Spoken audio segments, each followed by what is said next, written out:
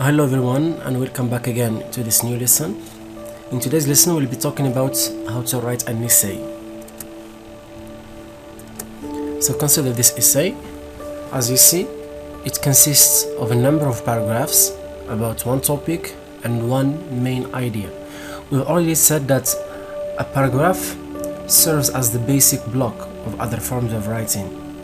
So we can then define an essay as a group of paragraphs about one topic. An essay is a short formal piece of writing dealing with a single subject or a single topic. An essay must have three main parts: an introduction,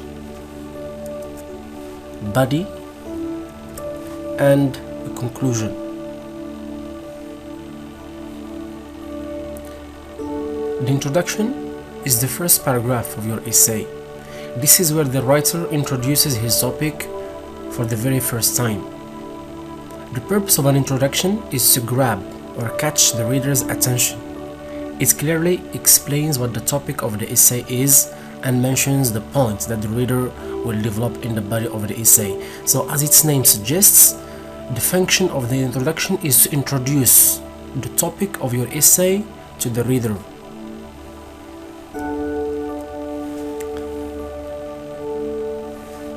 The body consists of several paragraphs which support or develop the main idea of your essay. The conclusion is the last paragraph of the essay that summarizes the main points. So it's where you summarize the points that have been discussed in the previous paragraphs. Now let us see how to write each part of an essay in more details. So we'll start by the introduction. The most widely used technique in writing an introduction for an essay is what we call funnel technique. What you mean by funnel technique is that your introduction should move from general to specific. It should be shaped like a funnel. Here is a funnel. That is, you should start it with a hook or an attention getter. A hook means a number of sentences that introduce facts or statistics about your topic in order to grab the reader's attention. So the introduction should start broad, general, like the mouth of a funnel, with opening statements containing some general background information about the topic to grab the reader's attention. After that, you narrow the topic. That is, you try to limit your general point to specify the topic or to show the reader the point that you are going to deal with about the topic of your essay. The last step is stating what we call the thesis statement. The thesis statement is a sentence at the end of the introduction in which you state the points that are going to be developed in the body of your essay. So state the thesis statement at the end of the introduction to show the points that will be developed in the body. Let us see an example of an introduction developed using this technique called funnel technique. So this is an introduction of an essay. The essay is about the causes leading to dropping out of school. So as you see, this introduction starts broad. It starts with a hook in order to grab the reader's attention. It presents general background information about the topic. The first part of the introduction is in black color. No one can deny that dropping out of school is a challenge for many countries, especially developing countries, as it has many negative effects on both the society and the economic development of these countries. The second part, in purple color, narrows the introduction or narrows the general background information about the topic. The major factors leading to this phenomenon in developing countries are several. Now, the point that is going to be developed in the body paragraphs of the essay is clear. It's clear now that the writer is going to talk about the factors or the causes of this phenomenon. The last sentence in red color is the thesis statement. It lists the points that are going to be developed in details in the body paragraphs of the essay. These include, so these refers to the factors leading to this phenomenon. These include poverty, poor academic performance of students, and the remoteness of schools from students' homes. So these are three causes of dropping out of school, and they are going to be developed in more details in the body paragraphs of the essay. Now let us see how to write the body of an essay. The body contains several paragraphs that support the elements of the controlling idea or the thesis statement. The controlling idea is another name for the thesis statement. The number depends on the elements of the thesis statement.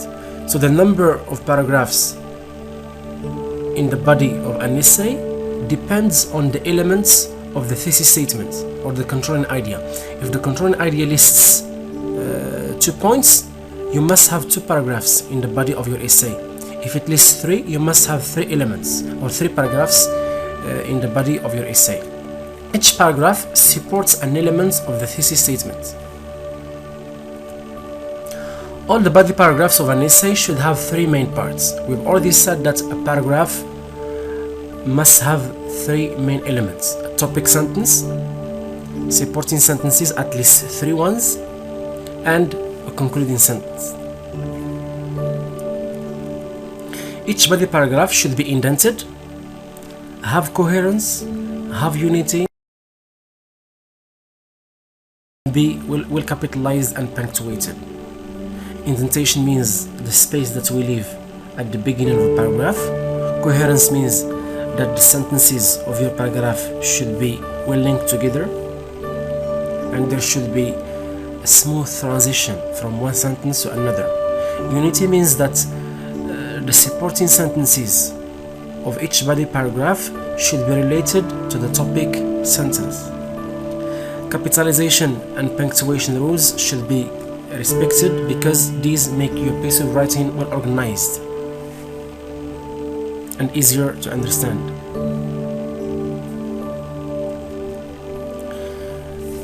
The conclusion is also developed using the same technique used for developing or writing an introduction, the funnel technique. But in the conclusion, the funnel should be reversed. We use the reverse funnel technique. If the introduction starts broad and ends narrow in the introduction, the opposite happens when writing the conclusion. The conclusion should start very narrow and ends up broad. So the conclusion or the concluding paragraph is the last part of your essay.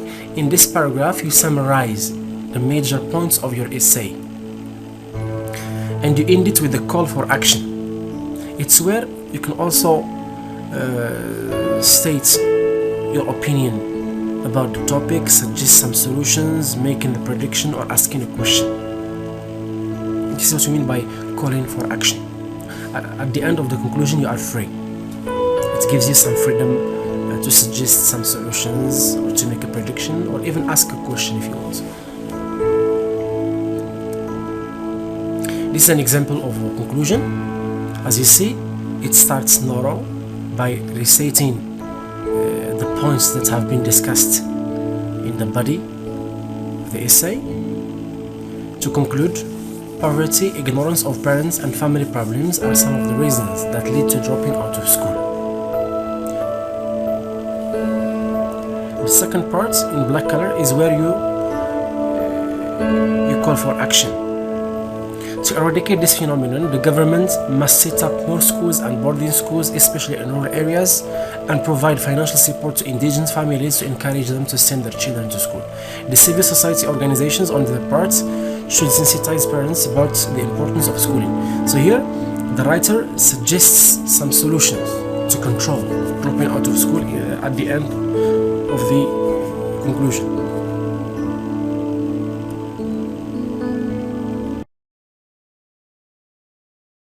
Now, to write an essay, you should follow a number of steps. The first one is brainstorming. This is a very important writing process. We cannot write without ideas. So brainstorming is a way to help you generate ideas about your essay topic. You cannot write an essay unless you have an idea of what to write about. Brainstorming is the process that will help you generate ideas about your essay topic. Brainstorming simply means jotting down all the ideas in your brain about the topic. You write the maximum ideas about the topic of your essay. After that, you organize them. You take the best ideas and you cross out the irrelevant ideas.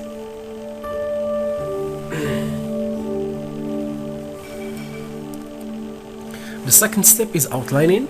Outlining means planning your essay. After generating ideas and organizing them, you move on to the next stage, which is outlining. Outlining involves developing a plan for your essay. Planning is an essential step in the writing process because it enables the writer to begin thinking about how the final product will be created and evaluated. Step 3 is writing the first draft. After planning your essay, the next step is writing your first draft. That is, you put your ideas to paper by writing a clear introduction, a body, parts, and a conclusion. When you finish writing your first draft, you revise and edit your piece of writing by checking your grammar, spelling, and punctuation mistakes. The last step is writing the final production. Well, that's all about today's lesson, and thank you so much for your attention.